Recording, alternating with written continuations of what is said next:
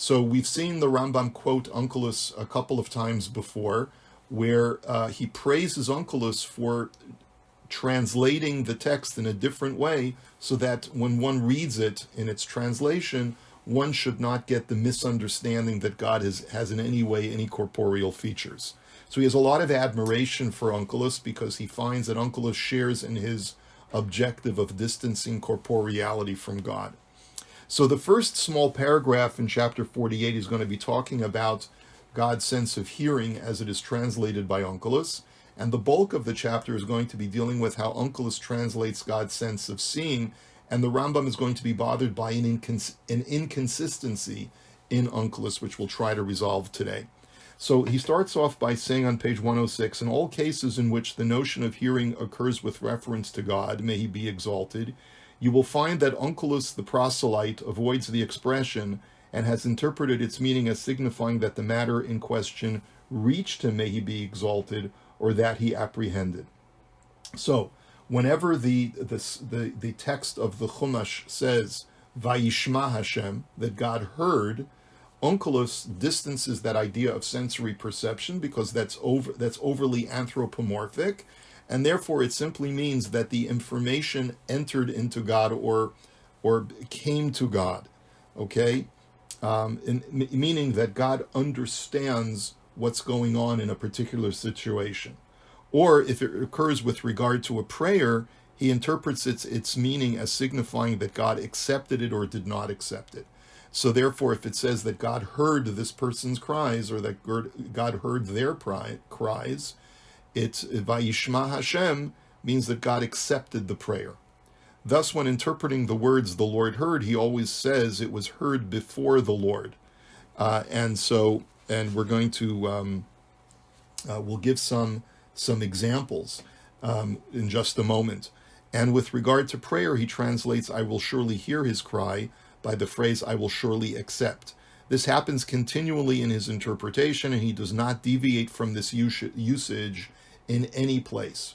So the example that really Onkelos only gave us one example, but he says this applies everywhere where Onkelos translates God hearing. The example that he gives is from Exodus chapter 22. It's source number 1 in the handout. The Torah says, "Im ane ta'ane oto," that if you oppress the widow or the orphan, ki im tza'ok yitzak elai, then if they cry out to me, shamoa eshma tza'akato, I will surely hear his or her cry. And so how does Onkelos translate "I will surely hear his cry"?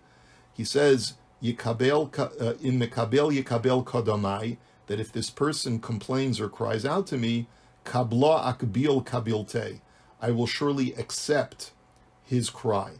God is basically saying that I will assent to his complaints about you because you have oppressed that person.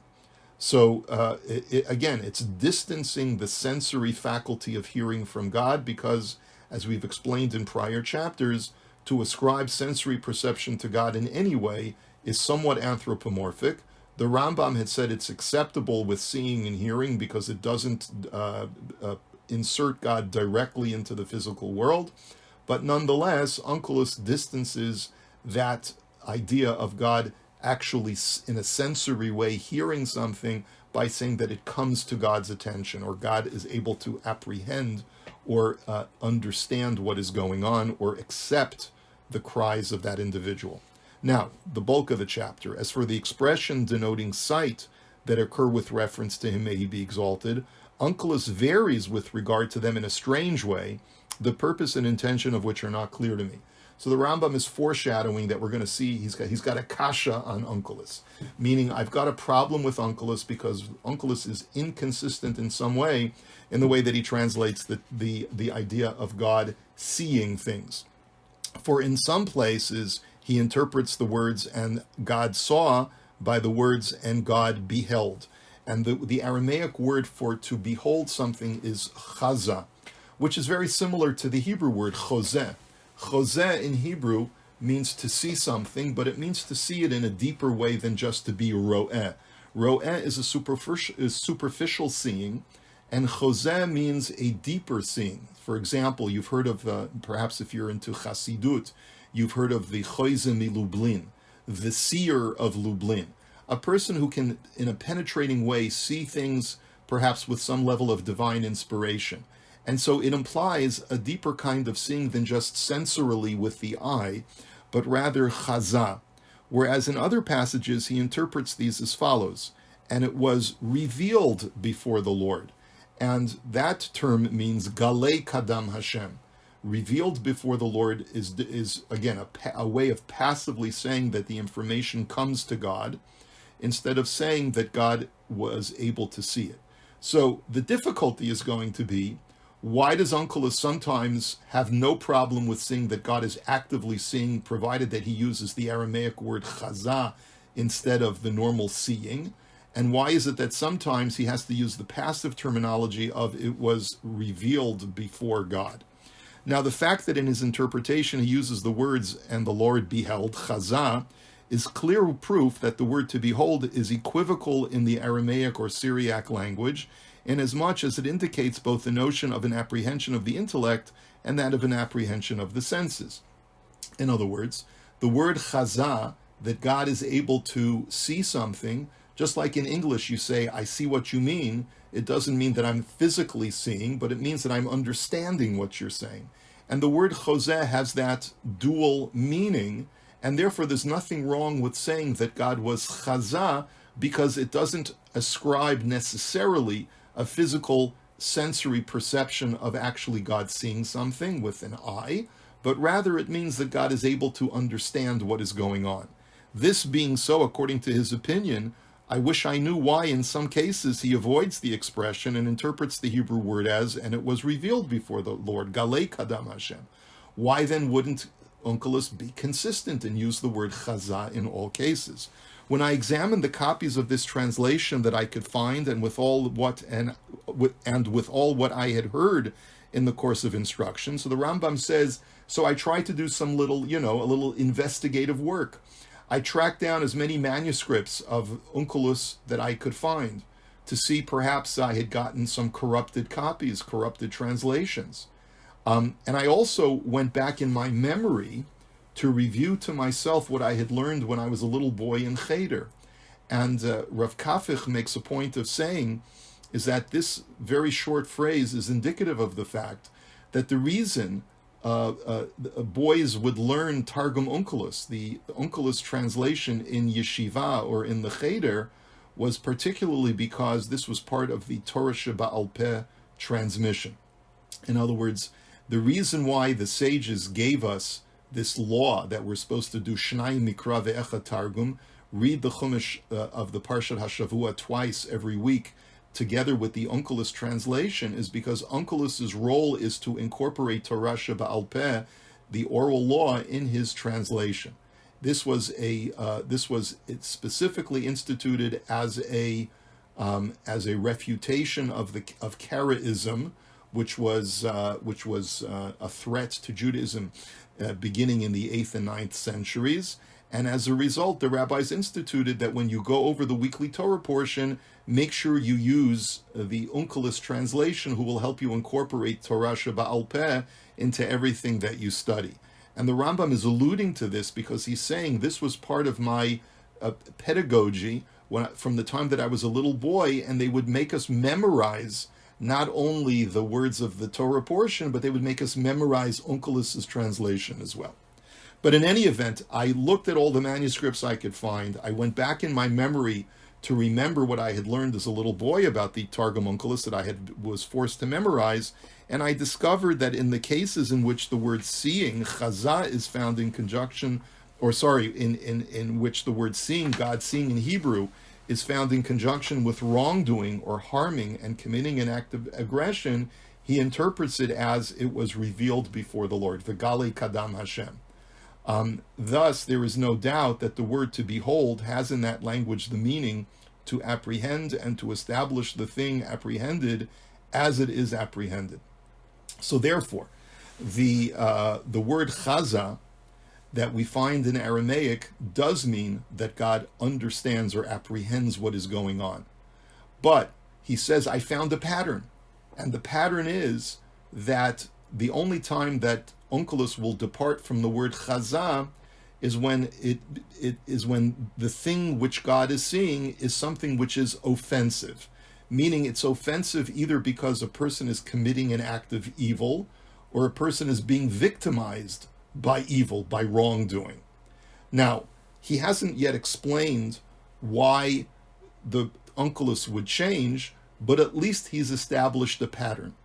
Now we're going to get down to the sort of the basis of this idea as to why Onkelos would change. The Rambam's going to allude to it. It's essentially going to boil down to the fact that God does not want to behold directly something which is evil or an act of wrongdoing, an act of malice to anyone or anything. That's because, as we'll see, he'll quote a pasuk in Chavakuk shortly, that God does not look upon evil.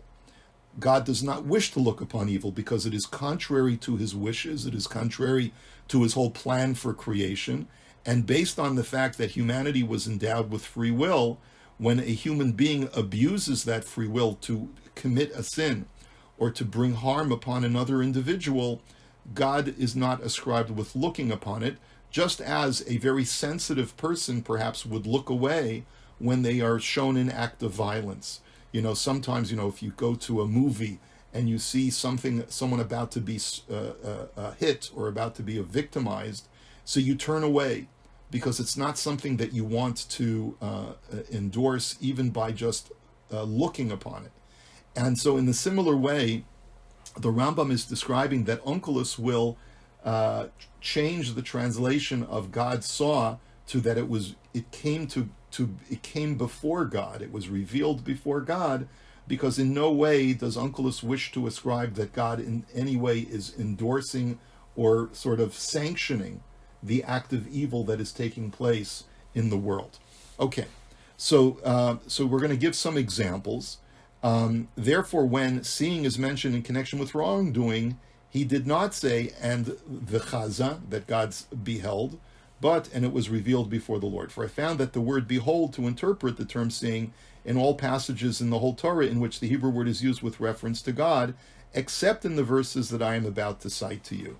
And he's going to give us a whole series of these verses. So the first one that we're going to see is from the book of Genesis, chapter 31, and it's God speaking to Yaakov in Parshat Vayetze, when God comes to Yaakov in a dream, talking to him about how to reproduce the speckled sheep so that he'll be able to have the most yield that he'll be able to take with him upon leaving the house of Lavan, his father-in-law.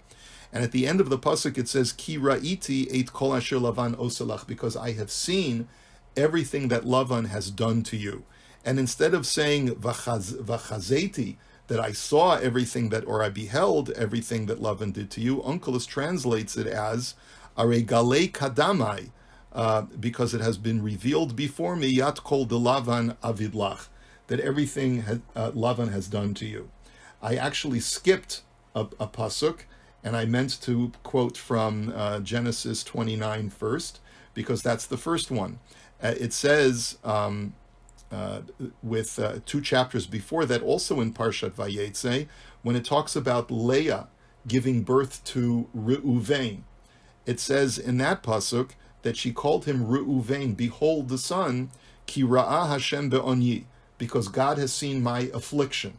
Because as we know, the pasuk says that Yaakov did not like Leah, and because Leah detected that she was not beloved by Yaakov, she called her son Reuven, that God has seen my affliction, my oppression at the hands of my husband who is uncaring and does not love me the way that he loves my sister.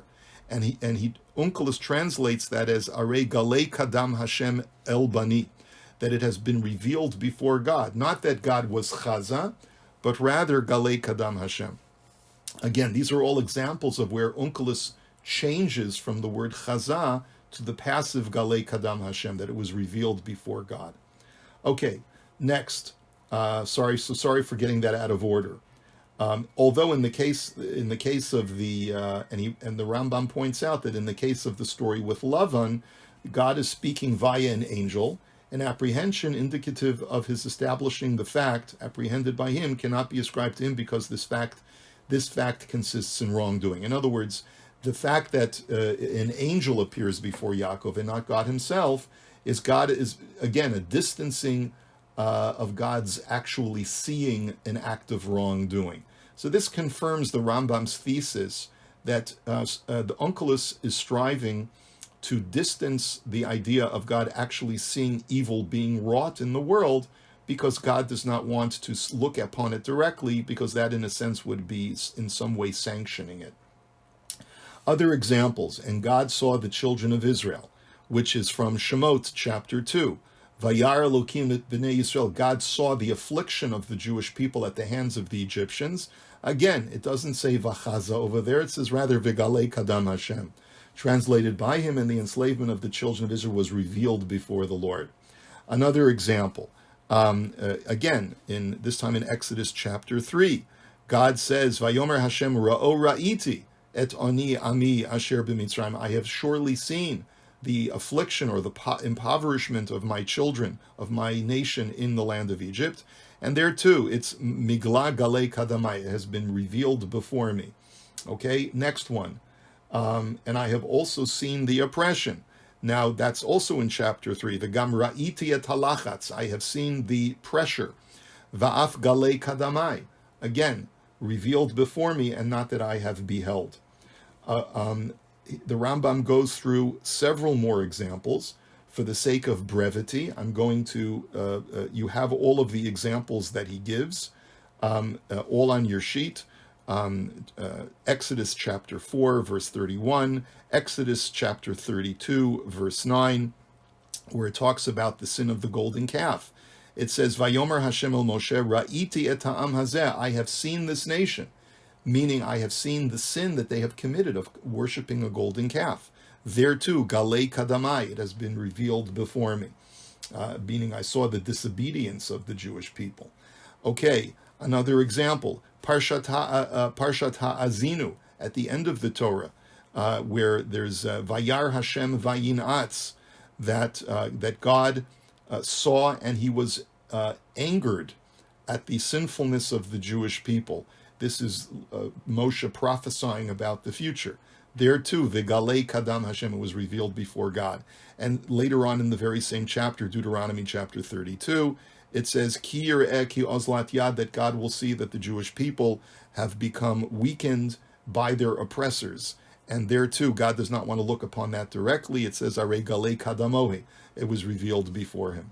Now, let's get to the punchline. All these passages, which is where we are now in the bottom of page 107, all these passages are consistent and take into account this verse in Chavakuk, chapter 1, verse 13, Tohor einayim meira'ot ra, that God is of pure eyes and cannot look upon evil.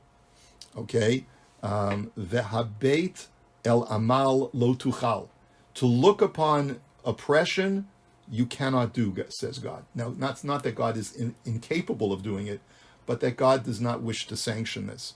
It's interesting because Kafich, in his commentary, also brings a similar passage in Eov, and in the way that it's translated by Reb Saadia Gaon, it means the same thing. I believe the Rambam did not bring this verse in Eov chapter 35, simply because it has multiple ways of translating it, but the way that Reb Saadia Gaon translates, the words are as follows, Ach shav lo yishmakel, v'shadai lo yishurena, that God will not look or will not listen to that which is shav, that which is false or that which is evil, and God will not look upon it. It's the same idea, that God does not wish to directly look upon evil such as to sanction it in any way. It is on this account that Onkelos translates every reference to enslavement or disobedience by the Galei Kadam Hashem, it was revealed before him, or it was revealed before me. However, you would think, end of story, end of chapter, the Rambam has resolved the dilemma of Onkelos. The inconsistency in Onkelos is not inconsistent. Normally, Onkelos translates God saw as vachaza. When there is any kind of sinfulness, which we don't want to ascribe to God actually seeing or sanctioning, it's v'galei kadam Hashem.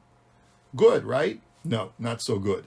However, this excellent and lengthy explanation, which is not subject to doubt, is spoiled for me by three passages that, if the analogy held good, meaning that if my thesis is correct, it ought to have been interpreted by him as Vigalei Kadam Hashem.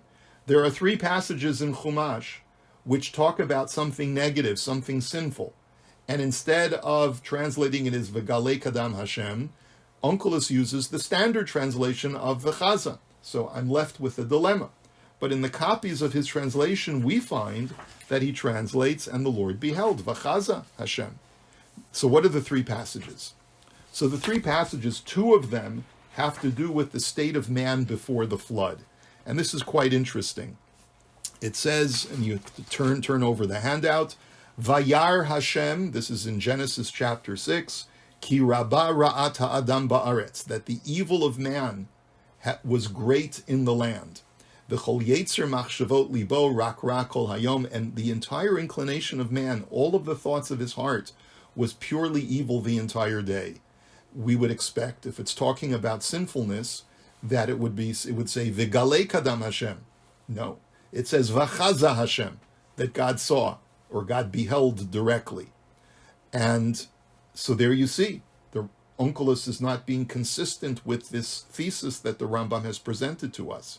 The other example, source number 16, the same chapter, just a few verses later in verse 12, Vayar Elokim et haaretz v'hinei nishchata, that God saw the earth and it became completely corrupted through man's behavior. Translation, V'chaza Hashem, God saw or beheld directly, not that it was revealed before God. Second inconsistency. And the third example that he brings is going back to the story of Leah, where Leah is hated by Yaakov or disliked by Yaakov. And there it says that not that it was revealed before God that Leah was hated. There, before, when we were talking about the naming of her son Reuven, she calls her son Reuven because God has seen my affliction, right? And she wrote, Ki ra'ah Hashem be'oni, God has seen my affliction. And there Onkelos translates it as Galei Kadam Hashem, it was revealed before God. But in just a verse before then, in the very same chapter, in Genesis chapter 29, verse 31, it says, Vayar Hashem ki sinua Leah vayiftach et rachma, that God saw that Leah was despised, and as a result, God opened her womb to make her fruitful, to make her be able to have children, whereas Rachel was still barren. And there, what's the translation that Onkelos offers for Vayar Elokim, that God saw that Leah was hated? V'chaza Hashem. Again, inconsistent with the thesis that any time that oppression or sinfulness is being described, Onkelos will translate it as Vigalei Kadam Hashem instead of V'chaza. So what's going on?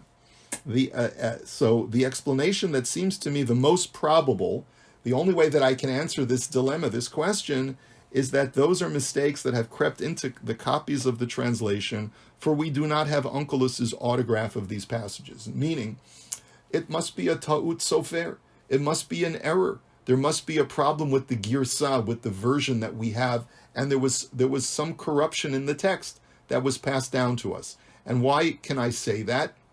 Simply because we don't have the original kitav yad, we don't have the original handwriting of Onkelos. So this was an error from the transcriber of Onkelos's original translation, and in those three places, the transcriber made an error in transcription. Because if we could have said that perhaps he had in mind some interpretation with regard to this. Now, we're going to get back to that in just a second. But then the Rambam wants to finish us off by giving us one more example, having to do with the story of the Akedah. Akedat Yitzchak, the binding of Isaac. As for his interpreting the verse, God will see for himself the lamb. In Genesis chapter 22, when we read the story of the Akedah, Isaac asks his father Abraham, where is the sheep that we're going to use for the sacrifice, father? And Avraham answers to Yitzchak in verse number 8, Vayomer Avraham, Avraham said to him, Elokim yir'eh lo haseh le'olah b'ni. God will see for himself where the sheep is. In other words, God will find the sheep. There, the verb yir'eh, God will see the sheep for himself, and we would have expected Onkelos to translate it as yechezeh, that God will see it. There's nothing wrong, there's nothing offensive, there's nothing sinful there. And yet, the Aramaic translation of Onkelos is Va'amar Avraham Kadam Hashem Galei, that it is revealed before God where the sheep is. Why does Onkelos say Galei Kadam Hashem in the passive and not Vachaza over there? So the Rambam says, I have to answer that question. I have two answers for that question, says the Rambam. This is so either because this does not suggest to the estimated faculty that God, may he be exalted, will start to seek the lamb and bring it into existence. So one answer has to do with something that we've already learned from Pirkei Avot, that God had already prepared the story of the Akedah and the binding of Isaac and the surrogate ram that Avraham would offer in Isaac's stead already from the time of creation. And we learned this mission in Pirkei Avot chapter 5, that one of the things that God had prepared from the 6 days of creation was the ram of Isaac. And in order to bring across that point, Onkelos wants to allude to that idea by saying it not that God will see it, essentially suggesting that God will find it extemporaneously at that moment, but that it has been revealed before God all the way back from the times of creation, because this was an event that God had been planning for many, many centuries, all the way going back to the very creation itself. So that's one reason why Onkelos may have changed the translation over here from the normative Yechazeh or Chaza to Galei Kadam Hashem. That's reason number one. Reason number two is, or because from the standpoint of the Syriac language, the Aramaic, it would be considered shocking that his apprehension should be connected with such an individual as an animal devoid of reason. Onkelos wishes to change the translation for another reason. To say that God will behold an animal is somewhat offensive or astonishing in language because it implies that God looks upon such a lowly creature as an animal. It's one thing to say that God will behold man and the actions of man. It's another thing to suggest that God will behold a lowly animal. And so in order to avoid that, Onkelos changes it from Vachaza to Galei Kadam Hashem. The Ephodi commentary over here suggests that the Rambam is actually alluding to something that he's going to be discussing much later in the third section of Moreh Nevukhim regarding God's providence. To what extent does God's providence extend to creatures other than man? So to say that God is providential and is looking down upon mankind in all of his behavior is one thing. To say that God is looking down on an individual animal is a negation of the Rambam's thesis that God does not look directly upon individual animals. And as a result, Onkelos is in sync with my Maimonidean philosophy of what Hashgacha Pratit is, of what divine providence as to individual components of creation, and therefore Onkelos avoids the direct translation of God seeing something. The Abarbanel is unhappy with the Ephodi's interpretation, but because of time constraints, we're going to leave it at that. Let's go back to those three exceptions. And this is what the Rambam is going to conclude with. As far as these passages are concerned, meaning going back to those three passages, where we would have expected the Rambam, because these three passages describe sinfulness or oppressive behavior, we would have expected the Onkelos to translate it as V'galei Kadam Hashem, and yet he translates it as Vachaza. So regarding those passages, a careful investigation should be made with a view to correcting the copies of the translation. It's a ta'ut sofer, and we got to fix it. If, however, the passages are found to have the text we cited, I do not know what purpose Onkelos had in translating them in this matter. I simply don't understand, and he leaves off with a tzarich iyun, as we would say in the vernacular. This needs further investigation. One of those few instances where the Rambam says, I'm stymied, I don't understand, and the only solution that I can possibly suggest is that there's an error in the text that we have of Onkelos. If it's verified that what we have is the correct text, then I don't understand, and I don't have an answer. Now, we're not here to second guess the Rambam, but I would like to suggest that these three passages, which describe oppressive or hateful behavior, may not fit into the same category as the other kinds of sinful behavior that the Rambam has mentioned before. The first two instances have to do with the state of man before the flood. When God is not ascribed with looking upon evil or wrongdoing, perhaps we might suggest that that's only true in Onkelos' world, that God will not sanction evil when man has free will to choose good over evil. But let's say man is playing into some kind of larger divine plan, that the world has to be destroyed and reconstructed. And this goes into a much larger discussion as to why God created man the way he created him, with a proclivity towards sin and towards falling into an abyss of actually not being able to control himself, where the Torah describes man as v'chol yetzer machshavot libo rak kol hayom, that man's singular inclination, meaning man was not conflicted before the flood. He was totally dominated by evil and did not even have what we would call bechira chofshit, free will. And if we interpret the verses that way, that God is able to look upon that, because this is not man choosing freely to commit an evil act, but rather it's a description of man being totally consumed by his environment, by his idyllic world, with so much luxury and so much entrenchment in the physical world that he is incapable of pulling himself out of this abyss of sinfulness. And therefore, when God beholds man, God is not beholding man in any contemptuous way, in any way of condemning or judging man for his behavior, because man no longer possesses free will to pull himself out. And it's possible, if we can accept this, and by the way, if you look at the Seforno and the Hakatava HaKabbalah commentaries to those verses, which we have for you on the sheet, they imply that very idea that man before the flood was incapable of extricating himself from a life of complete corruption because of his surroundings, and therefore cannot be held blameworthy for it, then it would not be surprising why Onkelos chooses the word vachaza, because God can behold that, because man is not to be held to blame.